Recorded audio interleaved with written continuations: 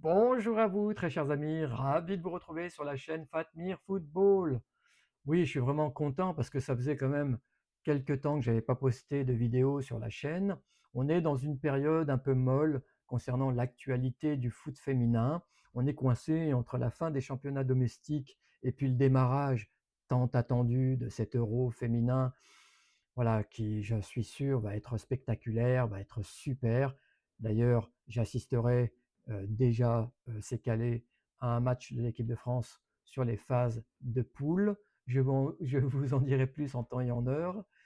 Mais voilà, je suis content donc de vous retrouver. On va parler là de match amical entre la France et la Belgique qui s'est joué donc au stade du Hainaut à Valenciennes.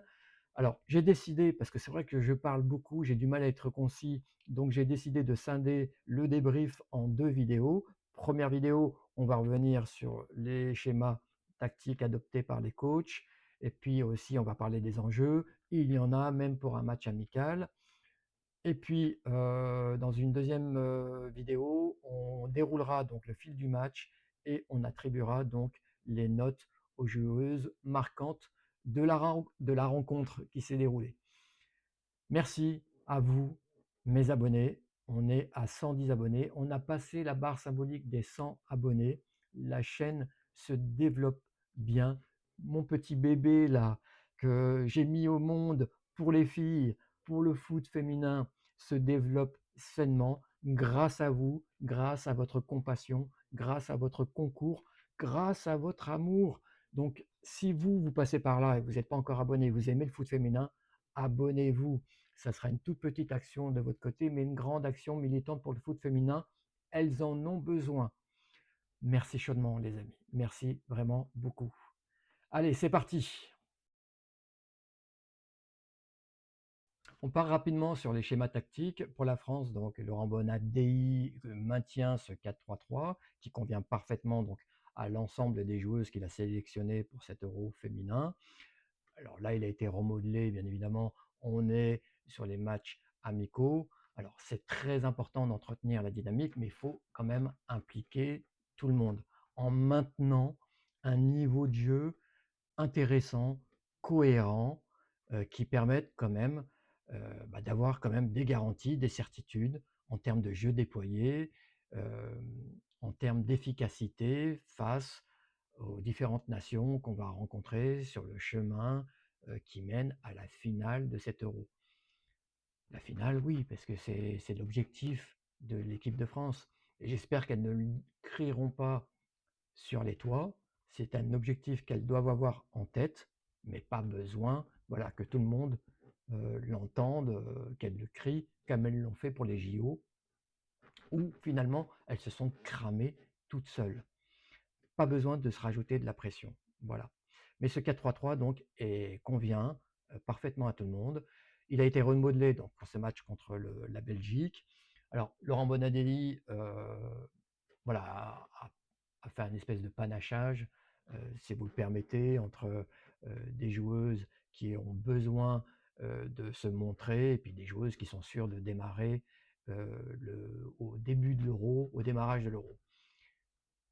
Constance Picot, donc la doublure de Pauline Perrot-Magnin, qui donc gratte quelques minutes dans ce match. Elle a besoin effectivement de jouer. C'est bien parce que du coup, elle a gardé sa cage inviolée dans ce match, donc c'est aussi bon pour sa confiance. Une défense, enfin une ligne défensive à plat de 4 joueuses. Selma Bacha, donc titulaire indiscutable, côté gauche. Dans l'axe, Mbok Gridge associé donc à Alice Sombat. Alice Sombat qui enchaîne les titularisations. Elle est arrivée vraiment tardivement dans l'équipe de France et puis là, elle enchaîne les titularisations. Je pense quand même que Maëlle Lacrar, je ne sais pas si vous pourrez me le confirmer dans la barre des commentaires, Maëlle Lacrar doit être gênée. Alors, je ne parle pas de blessure parce que sinon elle serait sortie de cette équipe de France. Certainement une gêne qui l'empêche de pouvoir jouer avec son plein potentiel pour ce match amical.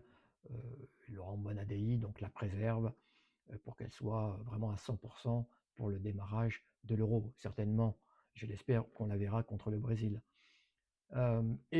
Côté droit, donc Elisa de Almeida, qui sera certainement, à défaut d'avoir mieux, la titulaire côté droit. Vous savez ce que j'en pense. Je suis persuadé que c'est pas son meilleur poste, c'est pas la meilleure joueuse, c'est pas la meilleure latérale droite française.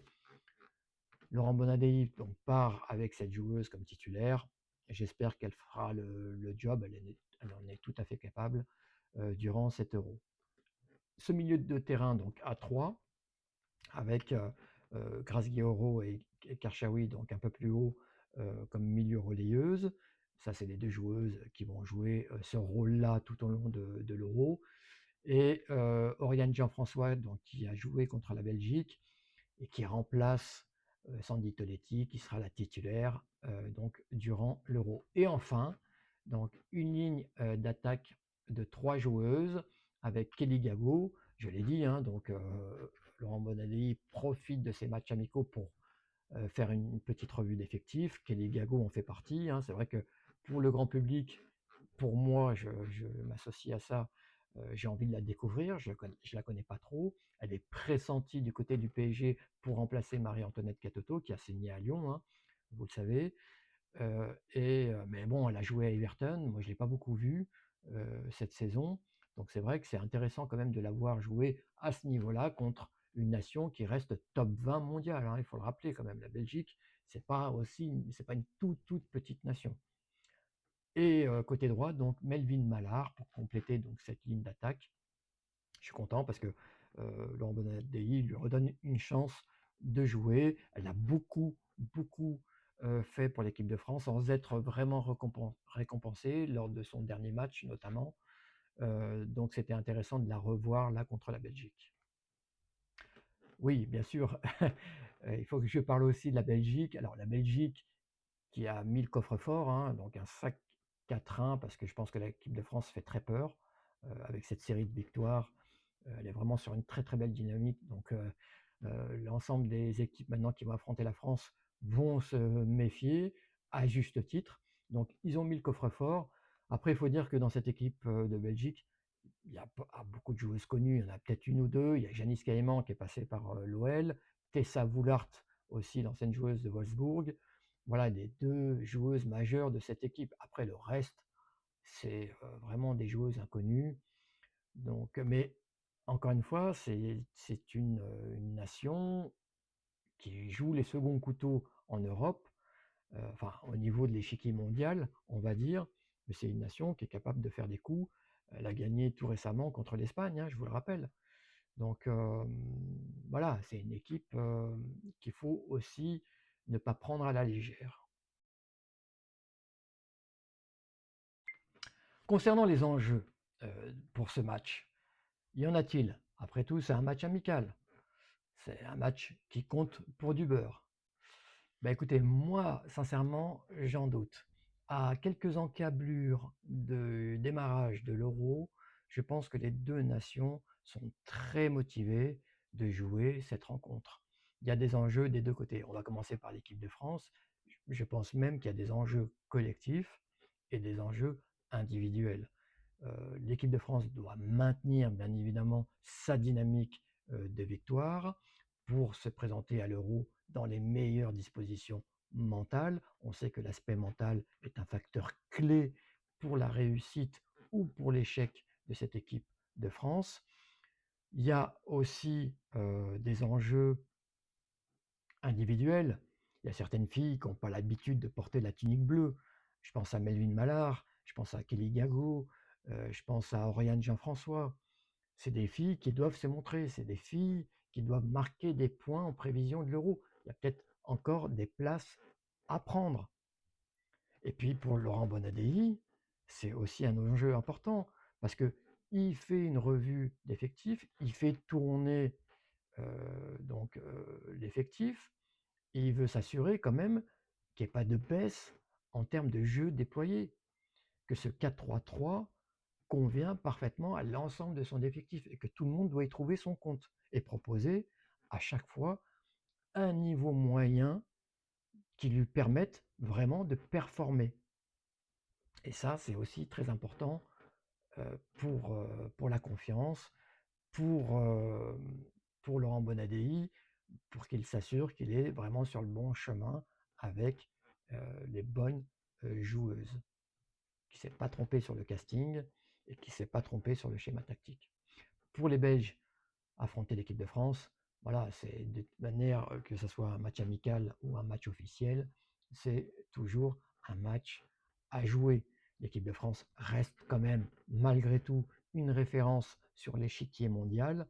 Donc c'est important pour cette équipe de Belgique qu'on ne connaît pas trop. Il y a deux, je l'ai dit, deux, trois joueuses qui ont de l'expérience, mais les autres, alors c'est voilà, c'est des joueuses qui ont besoin aussi de performer avant leur match de cet euro pour aussi envoyer un message en disant que c'est une équipe compétitive et qu'il faudra compter avec elle durant cet euro. Voilà, donc le degré de motivation est le même, je pense, des deux côtés.